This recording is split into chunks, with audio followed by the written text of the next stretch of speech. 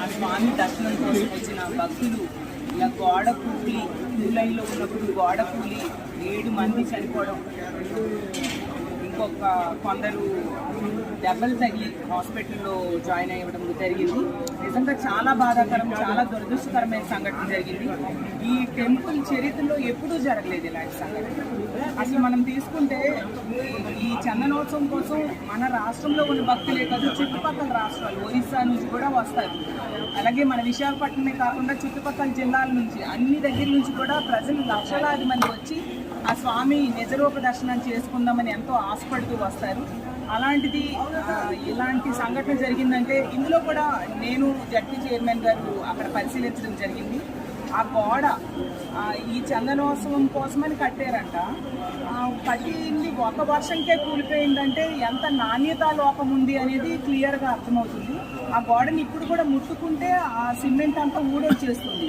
అందులో ఐరన్ లాంటివి ఏవి కనిపించలేదు. స్ట్రాంగ్గా ఉండడానికి ఉన్న పదార్థాలు అవి కనిపించలేదు మాకు.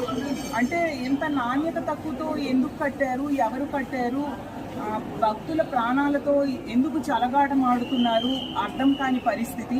నిజంగా ఇలాంటి సంఘటన ఇప్పుడు జరగకూడదు. ముఖ్యంగా పేద ప్రజలు చనిపోయారు, క్యూ లైన్లో ఉండేవాళ్ళు. ఒక్కొక్క కుటుంబానికి ఖచ్చితంగా ₹1,00,00,000 ఎక్స్గ్రేషియా ప్రకటించాలని నేను కోరుకుంటున్నాను.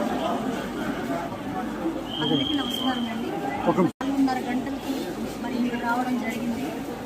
కలెక్టర్ గారికి ఫోన్ చేసినప్పుడు అమ్మ ఇప్పుడే జరిగిందని దీని గురించి చెప్పడం జరిగింది. నిజంగా చాలా దురదృష్టకరంగా నేను భావించుకుంటున్నాను.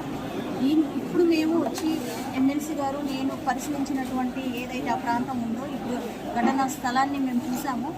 అక్కడ చూసిన తర్వాత మాకు ముఖ్యంగా అక్కడ ఏంటంటే నాణ్యత లోపమని నిర్ధారణకు వచ్చింది. అంటే మేము చూసిన సంఘటన.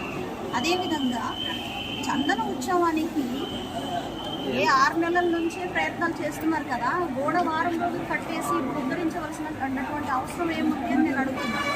ఎందుకంటే భక్తులకి ఫ్రీగా ఉండేటట్లు దర్శనాన్ని వాళ్ళు చేస్తారు. అన్ని సౌకర్యాలను కల్పిస్తూ ముందుకు తీసుకెళ్లాలి. కానీ ఆ చీకట్లో పెట్టేసి ఇరుకున పెట్టడం వల్ల ఒకేసారి వర్షం పడడం, ఆ గోడ కూలిపోయిందంటే ఒకసారి నాణ్యత ఎంత మంచిగా ఉందనేది మనం